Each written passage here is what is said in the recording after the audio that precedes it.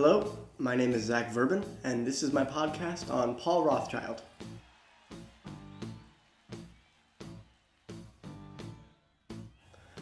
If there's anyone who could be considered a fifth member of the Doors, it would be Paul Rothchild.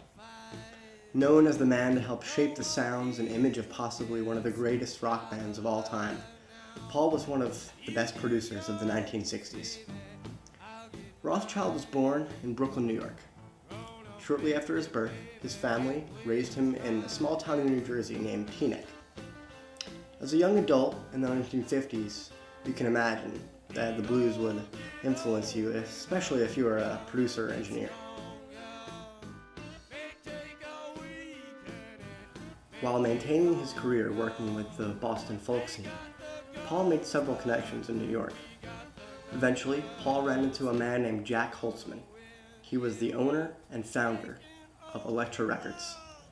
Elektra was one of the biggest labels in the 1960s and 70s. Eventually, he became the house producer for Jack and Elektra Records and would go on to produce hundreds of records with the company.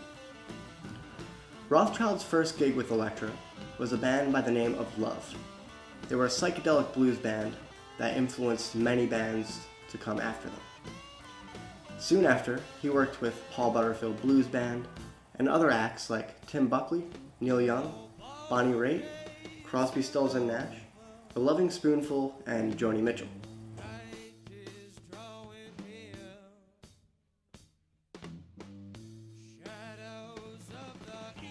In 1966, Paul Rothchild even co-produced with Joe Boyd on What's Shakin' by Eric Clapton. In 1967, Paul started working with the Doors and stayed as their producer for the band's first 5 studio albums. Their self-titled Doors in 1967 was followed by Strange Days of the same year. After that came Waiting for the Sun in 1968. Following was The Soft Parade, and finally, Paul's last album with the Doors was Morrison Hotel in 1970. Rothchild truly helped to inspire the large sounds of the Doors' music. He was a master at taking their vision, and of course Jim's poetry, and blending it with their experimentation and innovation. In 1971, Rothchild had become tired of the unprofessionalism of Jim and the Doors and stopped producing them midway through LA Woman sessions.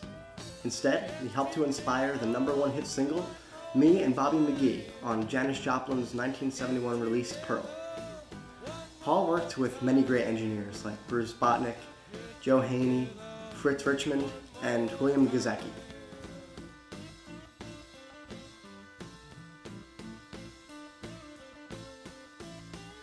I want to touch briefly on some of the recording sessions done by Paul Rothchild and Bruce Botnick with the Doors. Inside of Sunset Sound Studios in Los Angeles, the Doors recorded with Alan Emig-built console, which required outboard gear, EQs, preamps, and dynamics. During the recordings of Strange Days, John Densmore's drum kit was mic'd up with a Sony C37 as an overhead, an out-of-phase 37 underneath the snare drum, and an Altac lensing salt shaker in the kick. Bruce Botnick and Paul Rothchild went with a Telefunken U47 for Robbie Krieger's guitar amp and Ray Manzarek's electric organ. The piano bass went through a direct in. Jim Morrison also sang into a U47, which really helped to bring out his thick, throaty vocals and that great rasp that we all know and love of his voice. Bruce Botnick recalls these miking techniques on many different Motown productions.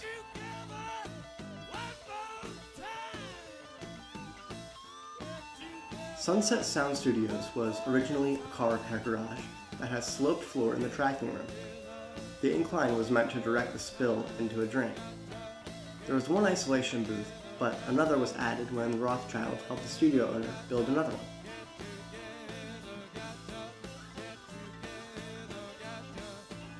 Paul Rothchild has left a staple in this music business as big as any other. I believe any producer or engineer should recognize him as one of the greats of his time, and if you ever have the chance, really try and get to know the works of his. Unfortunately, Paul died in 1994 from lung cancer. He had battled for 5 years and then finally had passed. Thank you, Paul, for your great music, and thank you for watching my podcast. Take care. Goodbye.